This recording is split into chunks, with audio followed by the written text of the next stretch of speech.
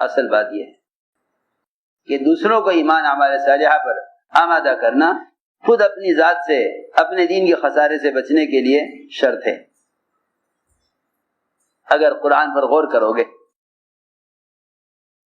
اس لیے کہ قرآن نے قسم کھا کر کہا ہے کہ زمانے کی قسم ساری انسانیت خسارے میں ہے. ان الانسان لفی خسر، ساری انسانیت خسارے میں ہے سوائے ان لوگوں کے جو 4 کام کریں. اس لیے علماء نے لکھا ہے کہ خسارے سے بچنے کے لیے ایمان اعمال صالحہ کافی نہیں ہے. بہت توجہ سے بات سننی پڑے گی. اپنی ذات سے ایک آدمی ایماندار ہے، اپنی ذات سے ایک آدمی دیندار ہے، اپنی ذات سے ایک آدمی عبادت گزار ہے، کہ یہ خسارے بچنے کے لیے کافی نہیں ہے. کیوں؟ سوال ہے کیوں؟ سوال ہے کہ کیوں؟ جواب یہ ہے کہ اللہ رب العزت نے ہر مسلمان کی اپنے دین پر استقامت کے لیے اور ہر مسلمان کی کہ دین کی باطل سے حفاظت کے لیے، جب باطل اسلام کے مقابل آئے، جب باطل اسلام کے مقابل آئے، ہماری بات توجہ سننا، جب باطل اسلام کے مقابلے میں آئے تو باطل اللہ کی مدد سے کب مغلوب ہوگا؟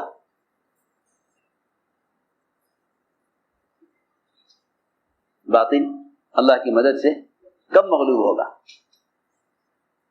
مسلمان کے ساتھ باطل کے خلاف اللہ کی نصرت کب ہوگی؟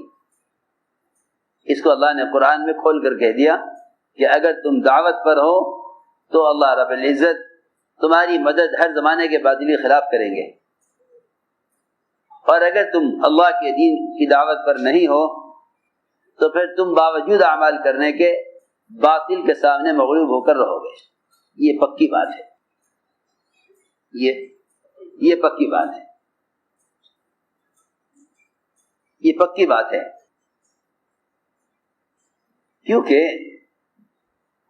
جب ایک بندہ اللہ کے بندوں کو اللہ کی طرف بلاتا ہے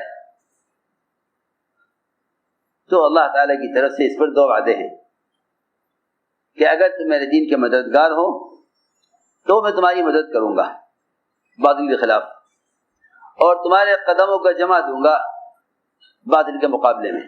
وہ تمہیں تمہارے دین سے ہٹا نہیں سکے گا،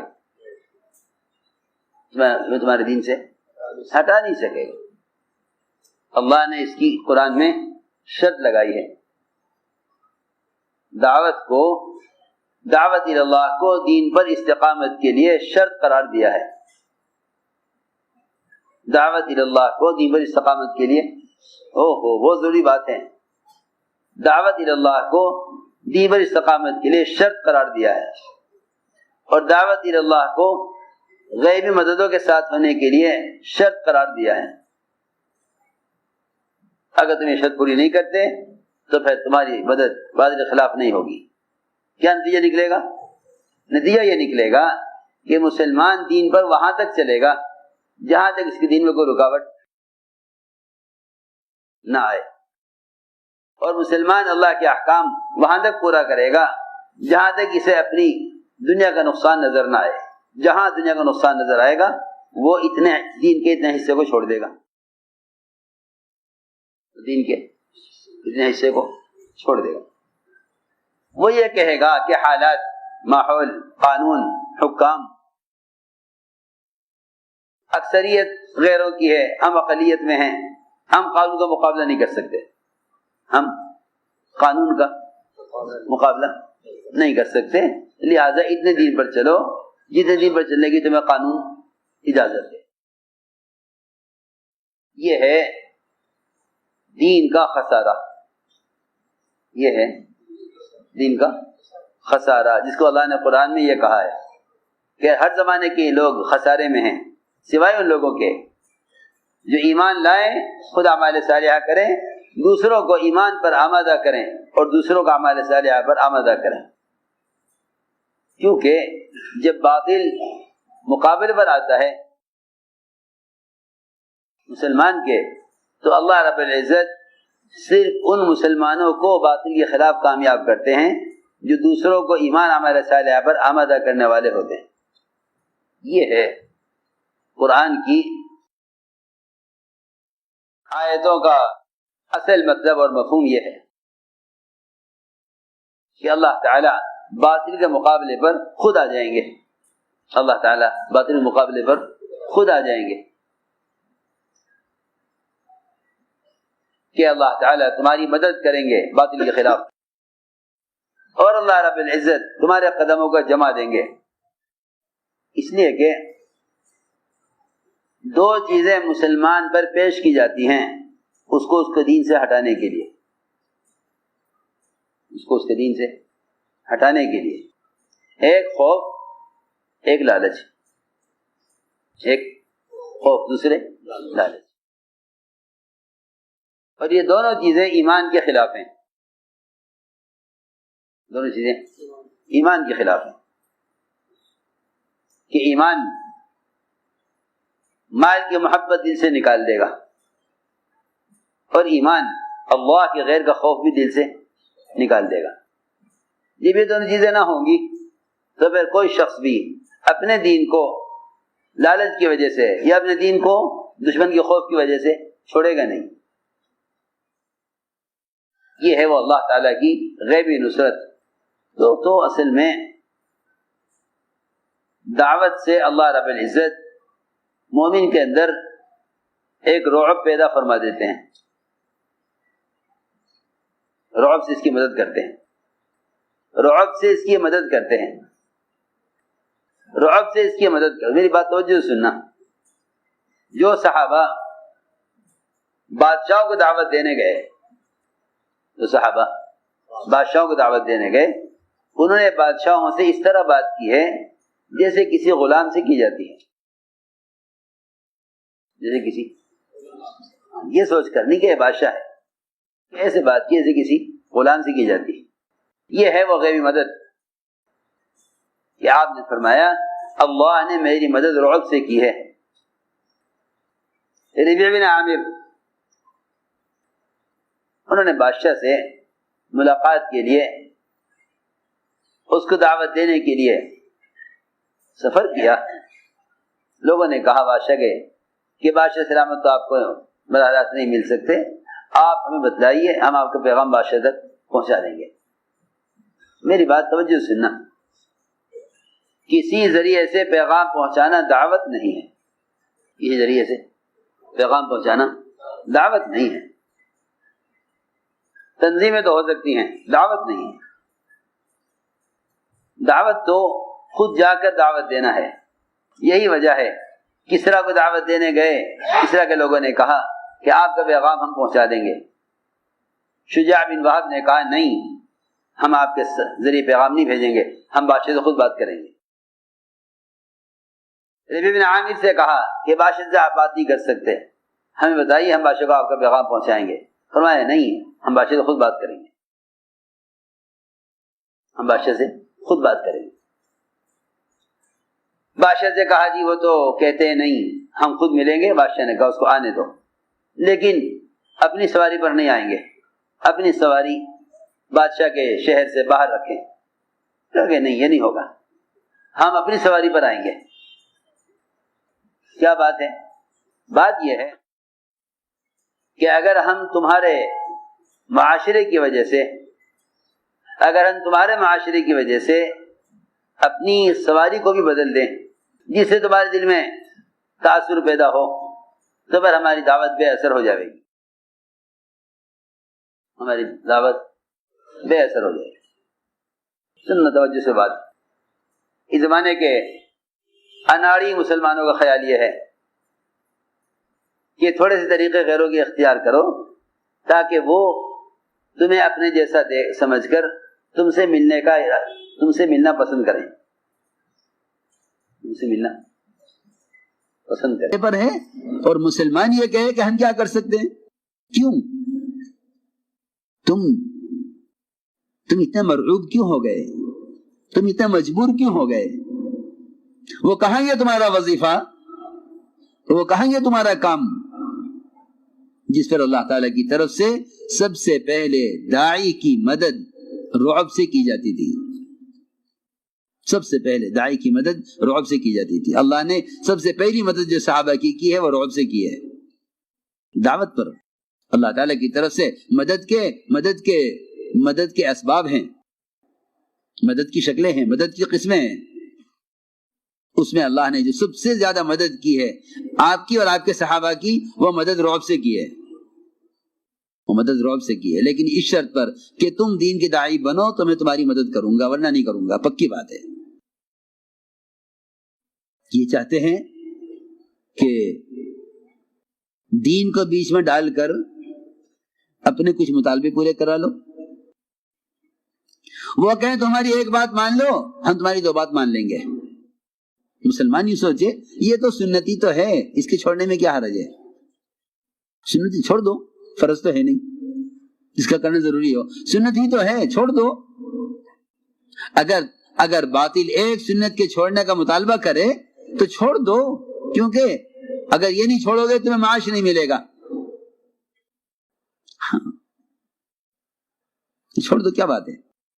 حالانکہ میرے دوستو عزیزو، مولانا استاد رحمۃ اللہ علیہ مثال دے کر فرماتے تھے، مثال دے کر فرماتے تھے، فرماتے تھے کہ اگر مسلمان اپنے دین کے بارے میں انفرادی طور پر، اجتماعی طور پر تو ممکن ہی نہیں ہے، انفرادی طور پر بھی اگر مسلمان اپنے دین کے بارے میں باطل سے سمجھوتا کر لے، میری بات بہت جاگ کر سننی پڑے گی، بہت توجہ سے، ایک سنت کے بارے میں اگر سمجھوتا کر لے، ٹھیک ہے ہم یہ سنت چھوڑ دیتے ہیں تم ہمیں یہ دے دو، یہ اللہ کے یہاں پورے دین کو بیچنے والا مجرم قرار دیا جائے گا۔ جب یہ دین کو بیچے گا، جب یہ دین کو بیچے گا، خدا کی قسم اغیار انہیں غلاموں کی قیمت پر خریدیں گے۔ یہ دین کو بیچے گا دنیا کے لیے، پھر اغیار ان کو غلاموں کی قیمت پر خریدیں گے، انہیں غلاموں کی طرح استعمال کر کے اپنی دنیا بنائیں گے۔ محمد صلی اللہ علیہ وسلم آپ کا معمول تھا کہ آپ طواف کے ہر چکر میں حجر اسود کا بوسہ لیتے تھے۔ میں مثال دے رہا ہوں، سنت ہے، فرض نہیں ہے، واجب نہیں ہے۔ حضرت عمر نے یہ کہہ کر بوسہ لیا حجر اسود کا کہ اگر محمد صلی اللہ علیہ وسلم نے تیرے بوسہ نہ لیا ہوتا تو میں کبھی نہ لیتا، نہ تو پتھر ہے، نہ تیرے میں نفع ہے نہ نقصان ہے، صرف اس لیے بوسہ لیتا ہوں کہ اللہ کے نبی نے بوسہ لیا ہے۔ مشرکین نے دیکھا کہ آپ کو یہ عمل محبوب ہے، یہ عمل پسند ہے، انہوں نے یہ چاہا کہ ان کو حجر اسود کا بوسہ لینے سے روکو تاکہ یہ ہمارا مطالبہ پورا کریں۔ تو روکا گیا آپ کو کہ آپ حجر اسود کا بوسہ نہیں لیں گے، کیوں؟ کہ پہلے ہماری شرط پوری کرو۔ کیا شرط ہے؟ یہ کہا مشرکین نے کہ آپ حجر اسود کا بوسہ لینے میں ہمارے بتوں کے آگے جھک کر جائیں، اگر آپ ہمارا یہ مطالبہ پورا کریں گے تو ہم آپ کو حجر اسود کا بوسہ لینے دیں گے، ورنہ نہیں لینے دیں گے۔ عجیب بات ہے میرے دوستو عزیزوں، اللہ رب العزت نے ہمیں ایمان پر جمایا ہوا ہے، یہ اللہ کا سب سے بڑا فضل ہے۔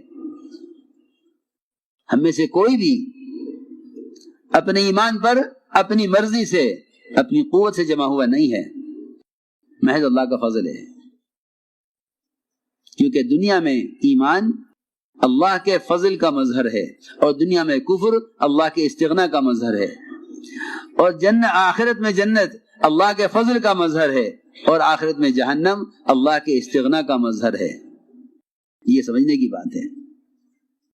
جی ہاں، دنیا میں ایمان پر قائم رہنا یہ اللہ کا سب سے بڑا فضل ہے۔ چنانچہ حضور اکرم صلی اللہ علیہ وسلم سے یہ مطالبہ کیا کہ ہم آپ کو حضرت رسول کا بوسہ نہیں لینے دیں گے جب تک آپ ہمارے بتوں کے آگے سے جھک کر نہیں جائیں گے۔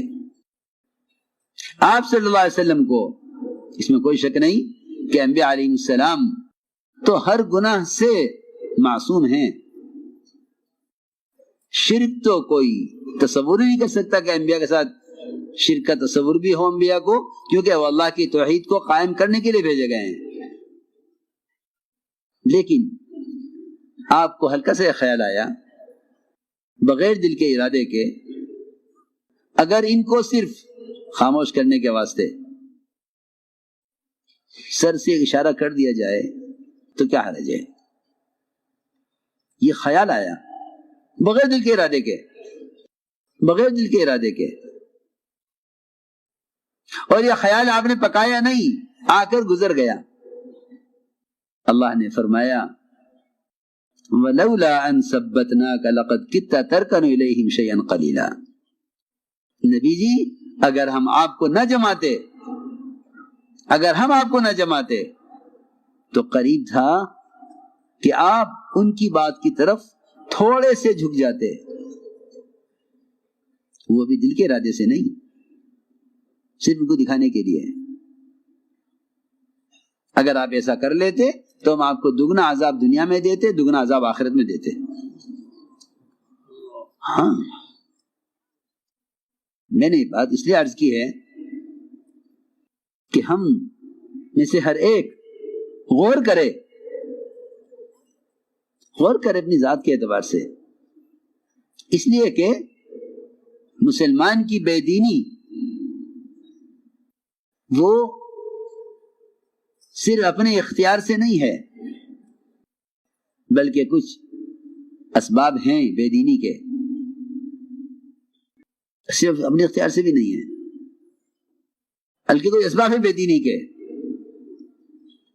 جہاں بے دینی کا اسباب اپنے ذاتی اندر سے ہیں وہاں نفس کے تقاضے سے ہیں، اور جہاں بے دینی کا اسباب باہر کی طاقت سے ہیں وہاں باہر کی طاقت سے ہیں، مگر یہ اس کے مقابلے میں کامیاب نہیں ہو سکتے۔ یہ حالات کو دیکھ کر دین بدل دیں گے، یہ حالات کو دیکھ کر دین بدل دیں گے، حالات کو سامنے رکھ کر چلیں گے، حالات کو سامنے رکھ کر چلیں گے۔ حالات یہ ہیں تو یہ حالات کے لیے دین بدل دیں گے۔ میں جو عرض کرنا چاہتا تھا کہ ہر قسم کے حال سے مقابلہ، ہر قسم کے قانون سے مقابلہ، اس مقابلے کی قوت اللہ تعالیٰ کی شرط پر دیتے تھے، وہ شرط دعوت ہے، وہ شرط دعوت ہے۔